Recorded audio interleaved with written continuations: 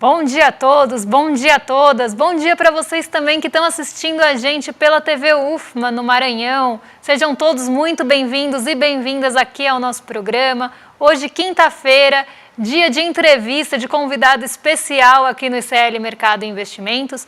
E hoje a gente trouxe o Rafael, que vai falar lá do Rio Grande do Sul com a gente. A gente vai comentar aí com ele em relação não só à experiência que está sendo, como é que está sendo a vivência, mas também impactos econômicos aí, tanto no Brasil como no Rio Grande do Sul. Mas temos outros assuntos também para tratar com vocês, porque hoje saiu o monitor do PIB, então vamos ver ali como é que a FGV está olhando para o nosso PIB no dia seguinte ali da divulgação do IBCBR, que também é um termômetro da nossa atividade econômica, e a gente também vai falar de arroz hoje com vocês, algo que vem preocupando aí bastante os brasileiros.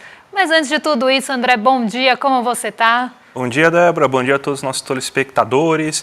Hoje é dia da gente ter a nossa entrevista com o Rafael Paim. Ele vai falar um pouco da situação no Rio Grande do Sul, então a gente vai ter um papo aí de 10 minutinhos aí para o pessoal aqui da nossa audiência entender aí tudo que está acontecendo lá.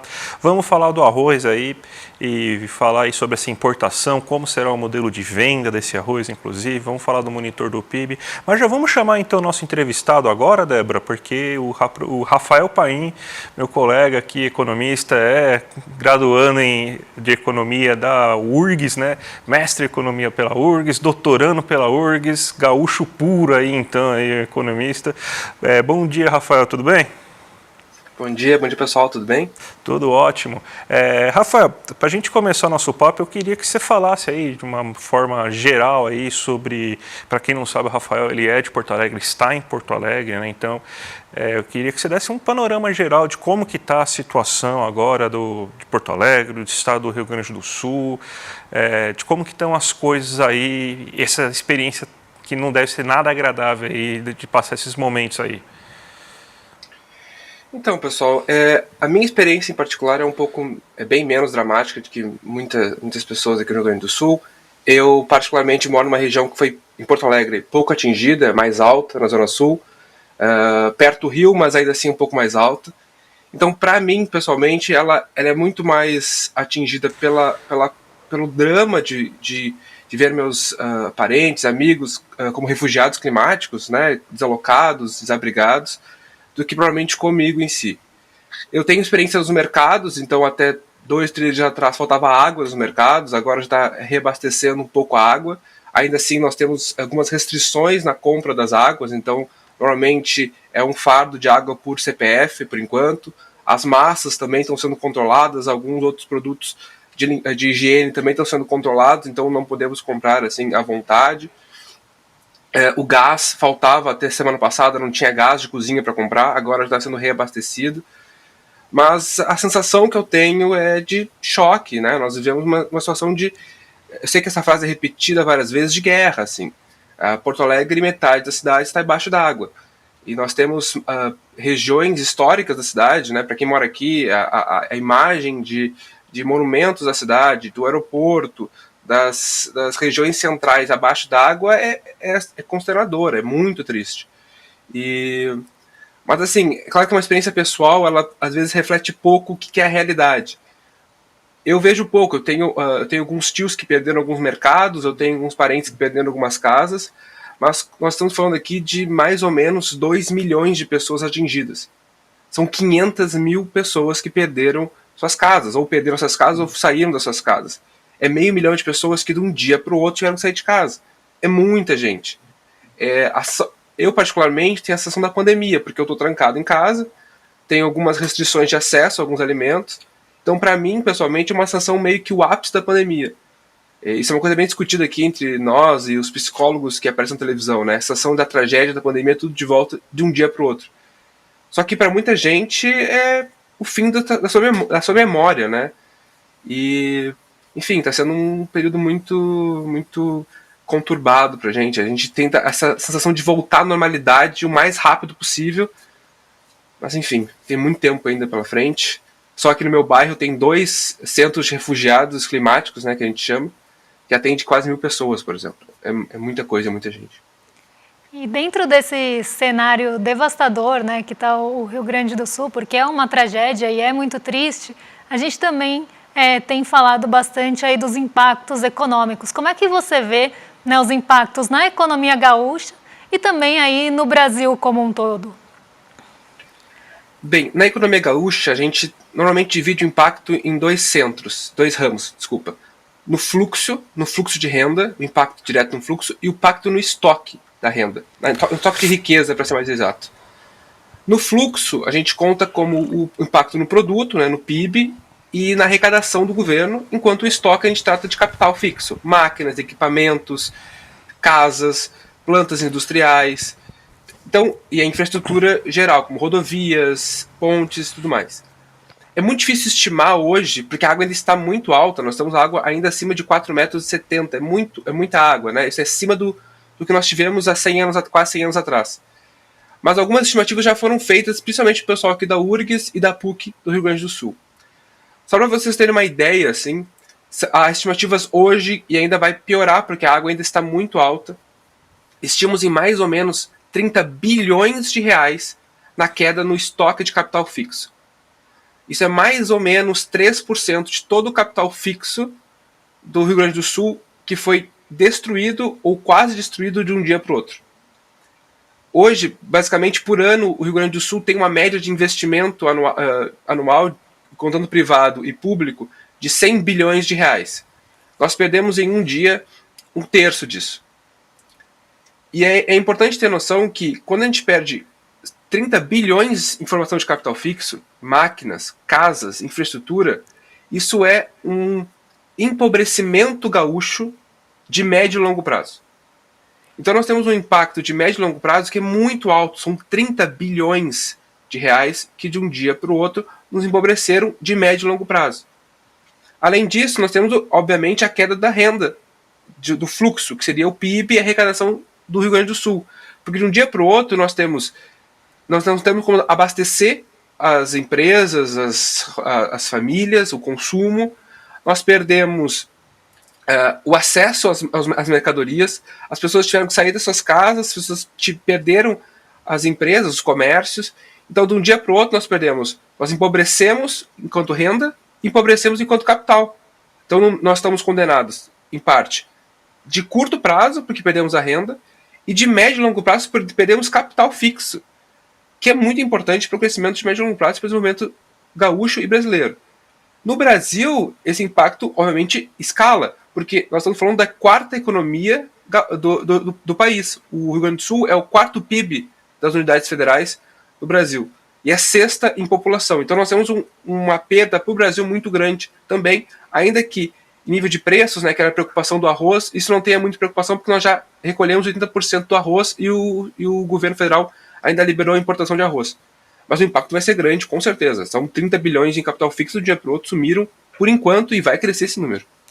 E para a gente finalizar aí, Paim, a gente teve aí algumas medidas já do governo federal, sobre principalmente benefícios sociais, alguns tickets, também a disponibilidade aí de créditos extraordinários para você conseguir reconstruir o Rio Grande do Sul, aqueles 50 bilhões de fundos lá que ainda não foram utilizados. Como que você vê todo esse esforço inicial aí do governo federal aí para tentar minimizar, né? Não vai ajudar, não vai salvar, mas tentar minimizar os impactos da tragédia?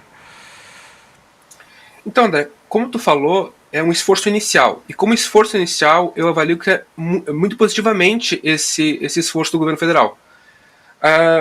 Claro, as medidas, a gente tem que cuidar o que é crédito, o que é recurso que vai para as famílias como transferência.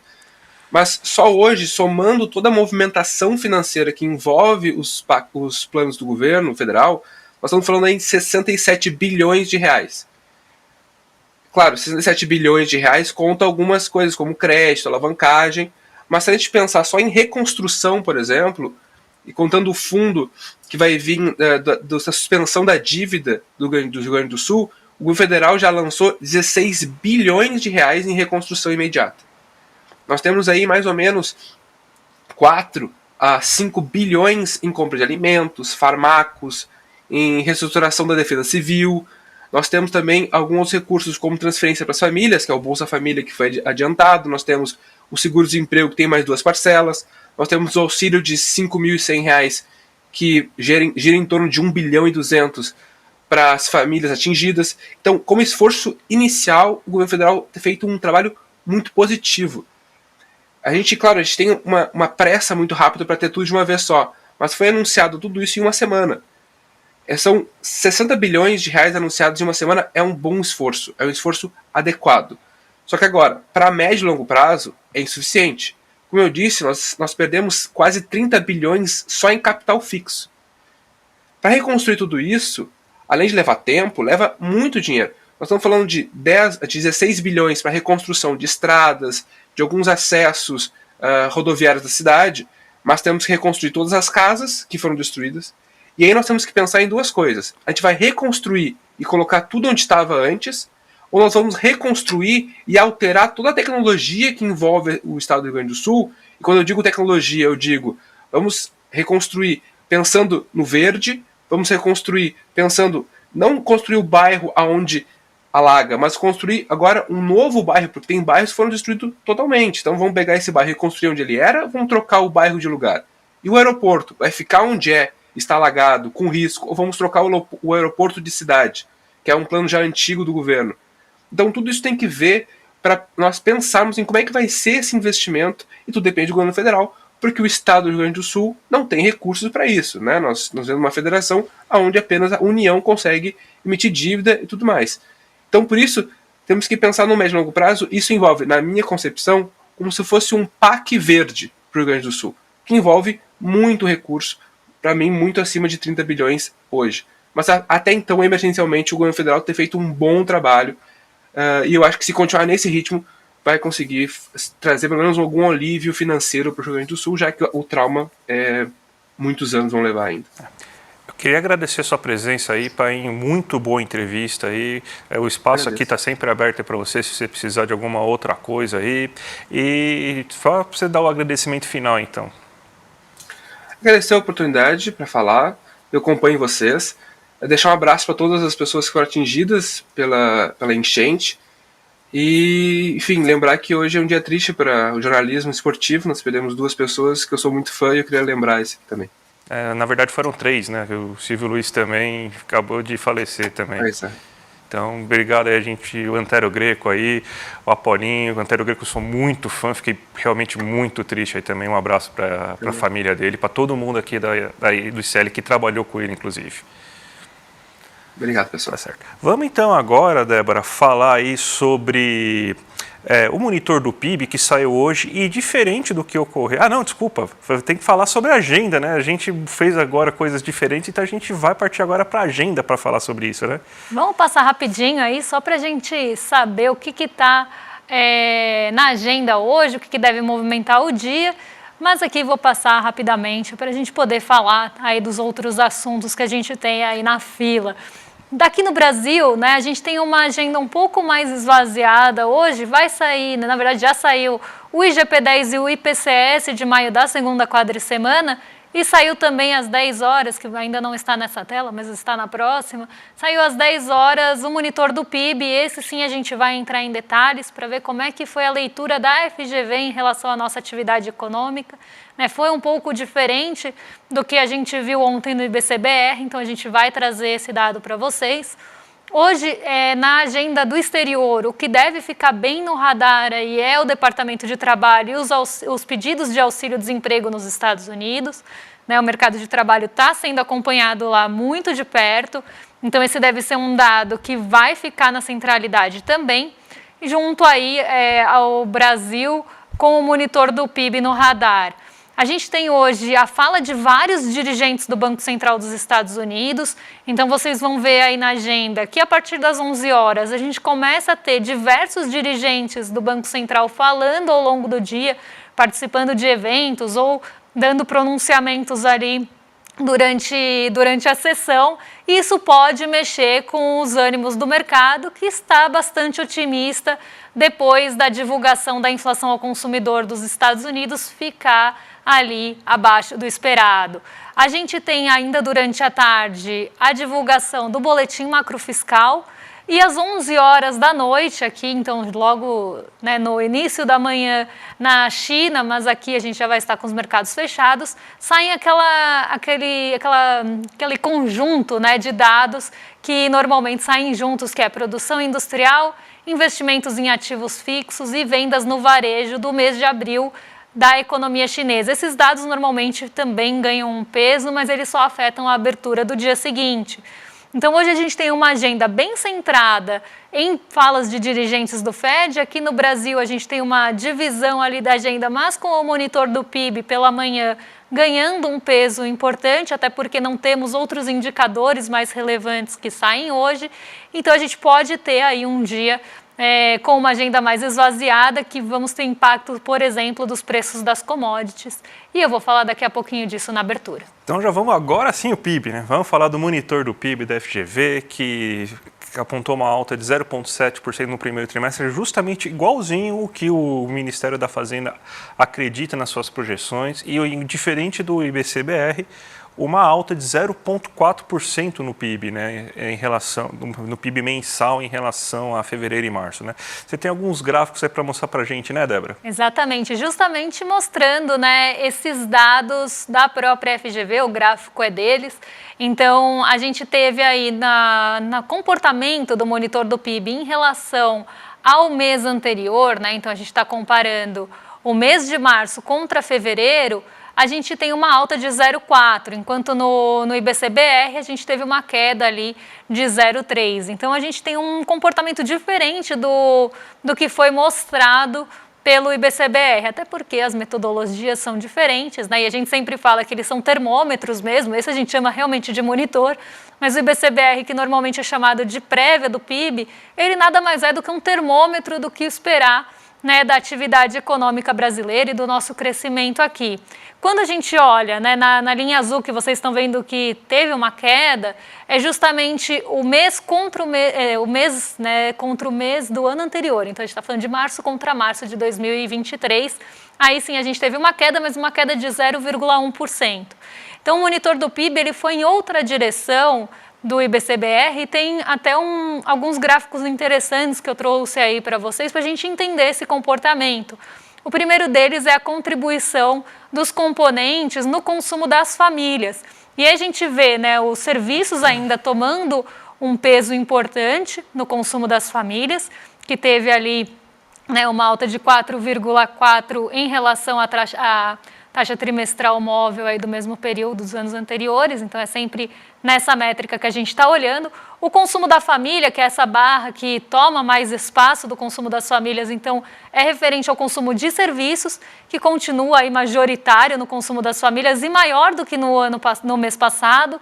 Na parte cinza, eu não sei se está ruim para vocês lerem, mas eu vou contar, são os produtos de consumo de produtos duráveis, que no mês passado tinha ficado até com um percentual, né, uma parte interessante do consumo tinha ficado ali com os bens duráveis. A gente ainda tem essa participação aí aparecendo, né, porque por muito tempo ela esteve bem pequenininha ali. Então, a gente vê o consumo das famílias também de produtos duráveis e os produtos não duráveis também aí com uma participação interessante, uma participação grande na composição do consumo, mostrando aí que a gente ainda tem uma participação dos produtos duráveis, mas os não duráveis, né, que normalmente são mais baratos também, estão ali com uma participação grande. E tem os semiduráveis ali no meio.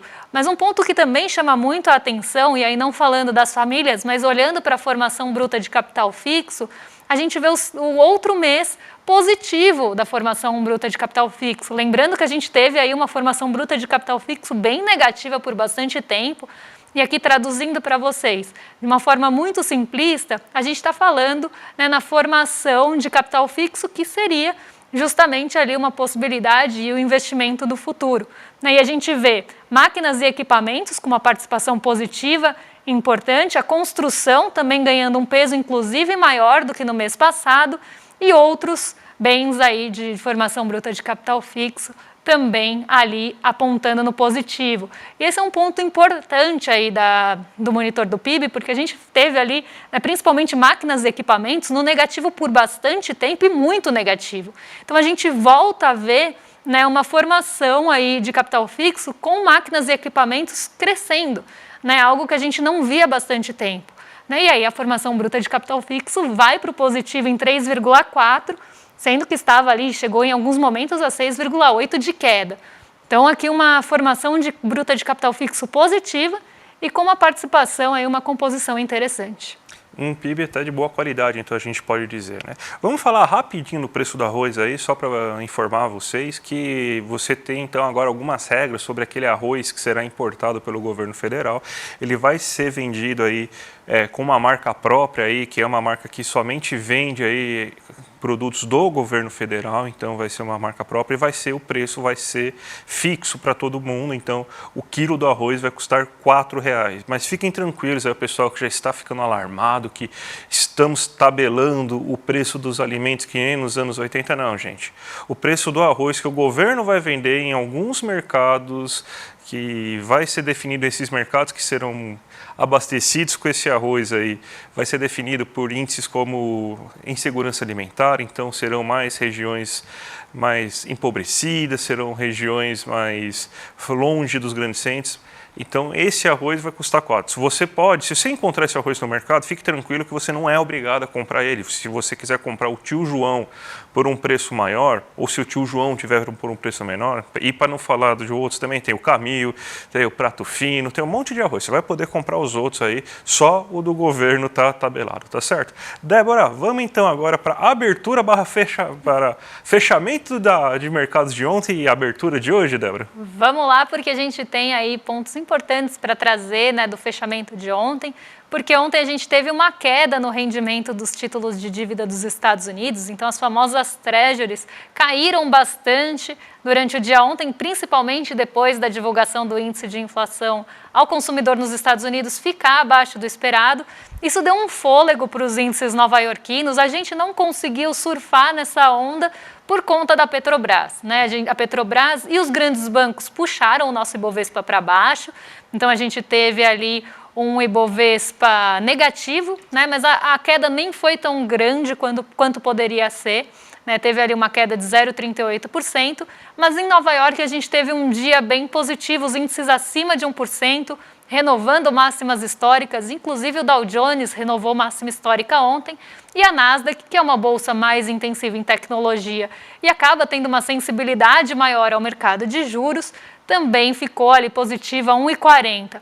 E aí esse vento positivo chega à Ásia nessa madrugada e o Hang Seng lidera as altas por lá, pelo mesmo motivo da Nasdaq. O Hang Seng é uma bolsa mais sensível ao movimento de juros, é uma bolsa que é intensiva em tecnologia e acaba tendo, então, essa sensibilidade maior, né, ao apetite pelo risco. Então, quando a gente tem uma taxa de juros mais alta, um setor ali como o de tecnologia, que acaba tendo uma dependência maior do capital de terceiros e também tem um risco maior, é prejudicado se a gente tem um momento de alta dos juros. Mas no momento contrário, se a gente tem um arrefecimento das expectativas para os juros, esse setor ele reage positivamente.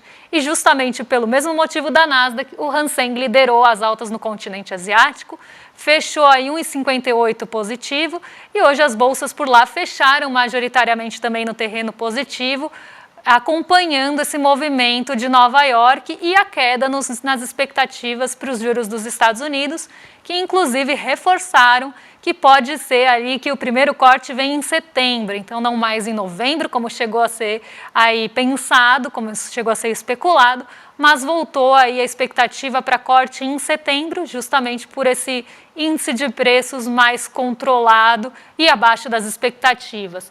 Olhando ali para a abertura dos mercados de uma forma geral, hoje a gente tem as bolsas no terreno positivo, ainda acompanhando o movimento de ontem. As treasuries elas estão subindo um pouco hoje, até porque elas caíram com força ontem. Hoje elas estão passando por ajustes e a gente tem ali nos Estados Unidos vários dirigentes do Banco Central falando hoje. isso tem potencial para mexer com as expectativas dos juros. Então hoje a gente tem as treasuries em alta, né, em uma alta moderada, mas nada que esteja diminuindo o apetite pelo risco, pelo menos nessa manhã, pelo menos aí antes dos dirigentes do Banco Central dos Estados Unidos falarem, porque as bolsas estão positivas, tanto aqui no Brasil, que está bem perto do 0 a 0, mas está positiva, como em Nova York, que a gente vê aí uma alta tanto na Nasdaq como no S&P. Na Ásia, né, o Nikkei 225, que também é bastante sensível a movimentações dos Estados Unidos, ficou em alta de 1,38 e o Xangai Composto ficou perto da estabilidade. O dólar cai hoje, respondendo muito ao movimento de ontem da queda das treasuries, que também a gente não conseguiu surfar e aproveitar no dólar, não só pela alta da nossa bolsa, mas também pegando esse ajuste de ontem que a gente não conseguiu capturar. E aí o DXY está indo na direção contrária. O que está impulsionando também a gente para cima e o dólar para baixo é o petróleo Brent, porque ontem saíram os estoques nos Estados Unidos e o petróleo está com um estoque menor lá nos Estados Unidos.